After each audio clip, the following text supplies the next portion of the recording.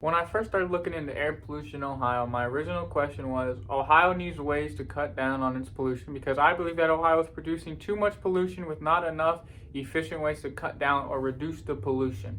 This is a very important topic to me because not only do I live in Ohio, but my whole family lives in Ohio, and the repercussions of air pollution are very serious for not only the earth, as it obviously can shorten the lifetime of earth, but also to humans as it can cause them cancer and damage their cardiovascular system in many ways. We know this is a problem by looking at Beijing, as they clearly have one of the highest levels in the world of pollution, as it literally has a visual effect over there. The air is typically gray and murky, and most of the people there have to wear masks so they don't breathe in too much of the toxins to get any of the diseases from the pollution. Ohio is nowhere close to that level. However, we aren't really heading into the right path to make sure that we don't head into that. As Philip mentions in his article, when comparing the top 15 states that produce pollution, where Ohio is ranked number 2, he states, it's estimated there were 2,130 premature deaths and 18 million in health burdens due to the state's air pollution. As well as Ohio's power plants are producing 44 million pounds of toxic pollution, which is responsible for 12% of the entire U.S.'s toxic pollution. The majority of the big cities in Ohio had over 100 days of unsafe exposure of pollution, which basically means it's not very safe to be breathing on those days. As well as our two main contributors to pollution, which are the burning of fossil fuels and particulate matter, according to the Environmental Ohio, have no safe levels of exposure, which basically means any level of it is going to be bad for you. Throughout my research, from scholarly articles that I could find on the internet, I've come to the conclusion that the main contributors to pollution, the root causes, are industries, factories, people themselves, and transportation. The only way to my knowledge these are really being addressed for the industries and factories are just pollution permits, which do obviously put a cap on how much pollution you can produce, but they still produce quite a bit of pollution into the environment. And for humans, it's not really encouraged or suggested that you cut back on pollution, but there are things you can buy or do that will reduce your pollution.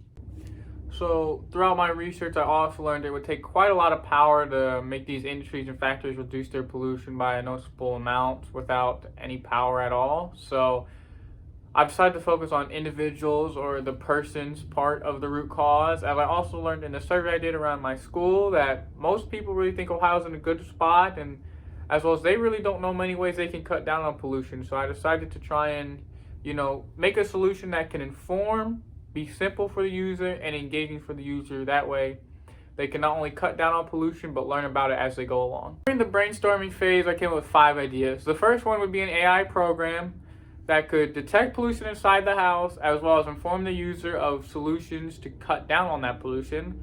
The second idea was just using an app for the same functions I listed for the AI device. The third one would be an innovation on an air purifier to try and make it cheaper for more people to use, or maybe find some ways to make it detoxify more things, like maybe a car's emissions or something like that. Number 4 was an innovation on like an air for breeze product, which if you use air for breeze, it basically immediately produces pollution when it's used. So I would try and find something to add or put into that would reduce that pollution. And my 5th and last idea was basically a smart house pollution detector that would just be able to basically detect any pollution inside the house and do nothing else. So 2 of my 5 solutions met my 3 requirements, and those 2 were the AI device and the app. When I really thought about this, I decided I was going to go with the AI device because I feel like the AI device had a lot more to offer for the user. The app is sort of just, you read a couple articles about pollution and the solutions you can use, and you go from there.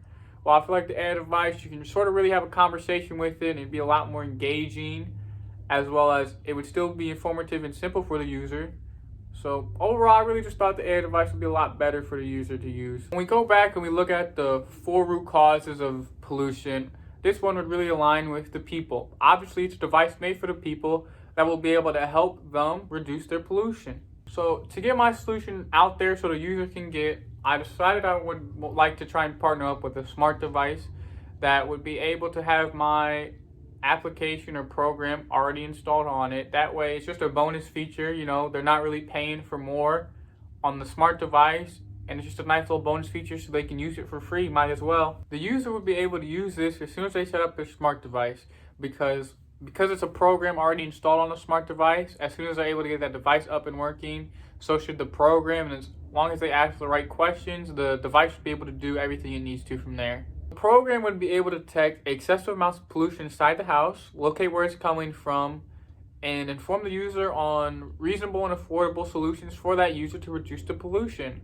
Obviously, the user would go then use the solution and reap in the benefits. Once the solution is used and the pollution inside the house is reduced, the program will simply then wait again until an excessive amount of pollution is detected, and then the cycle will restart all over again. For my low-tech solution, the user would be able to look at a set of questions that I have the device to be programmed to answer, and from there they would be able to scroll down to the question they want answered, see the response, and see where the device would get the information from. When it came down to making the solution I originally wanted, which would to be detect pollution inside the house, locate where it's coming from, and give the user the appropriate solution for not only that pollution, but make it reasonable and affordable for the user to actually use, I wasn't able to code the program I wanted because I did not have the skill. I sort of had to dumb down my solution for myself so I could actually build and code it.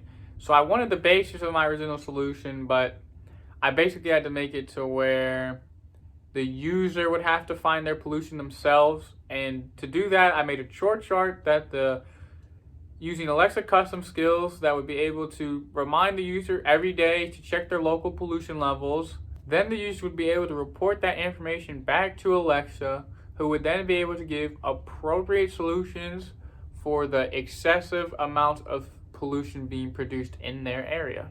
For negative feedback, the only thing that was really said was that if you didn't word the questions properly, Alexa would not be able to answer the question, as well as sometimes for some reason the custom skill just randomly stopped working on certain questions. So those were really the only two problems, and there's not really much I could fix about that, but besides go back and add more similar questions so Alexa could be able to understand you better, which is exactly what I did. I added more similar questions. I added as many as you could to try and fix that problem. For Greer's feedback, she mostly told me not to worry about the realistics of building it because obviously I'm not skilled enough to code something like this, but she suggested that maybe I should add incentives to people that are making a positive progress towards reducing pollution, as well as maybe a chart to compare other people's positive changes towards reducing pollution to give it a competitive edge. And I completely agree with this idea, but like she said and I said, I couldn't really do much with what I made because I'm not skilled to, but if I was, that's something definitely I would love to add to it. Manny pointed out how some of the solutions can be repetitive, as some solutions co-align with other solutions for certain questions. However, there really wasn't much I could do. I tried to make the solutions as easy and as affordable as possible, so I do understand that some of them co-align with others, but I feel like for the most part they should still work all the same. They should still reduce pollution and it should be okay, so I'm not sure if there's much I could improve on that. Brandon didn't have anything negative to say, but he did enjoy the chore chart, which was basically able to remind the user every day to check their pollution. That way they could go on and engage with Alexa to be able to find solutions to reduce their pollution if necessary. Abdul pointed out to me that the program works well on Android devices as well as my iPhone device, and obviously we didn't get to test it on an Amazon Echo Dot, but I'm sure it works just fine on that if it works fine on the phone. And if you don't know, you really don't need the Amazon Echo Dot. You can just use your phone as long as you have the Amazon app, which would work perfectly fine.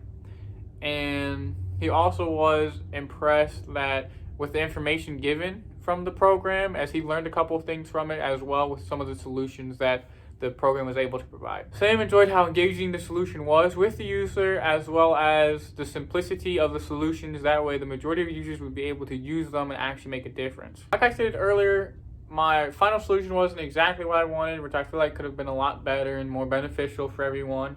But I feel like the solution I still have is still going to leave a positive impact, reduce pollution, and I feel like it works fairly well for my capability and my skill sets. The next steps for this solution would honestly be for me to either get better at coding or just hire someone that can code to sort of improve and go back to my original solution, because I feel like that's still a very solid solution, as well as add the features Greer wanted, which would be incentives and sort of like a competitive chart that people can use to keep people engaged and keep using it. You don't really need much to make this solution. All you really need to know is knowledge about air pollution and solutions to reduce air pollution, as well as Amazon Custom Skill Maker, which will allow you to make a chore chart like I did, as well as a custom Q&A to keep the user engaged and try and keep the user to use it every single day.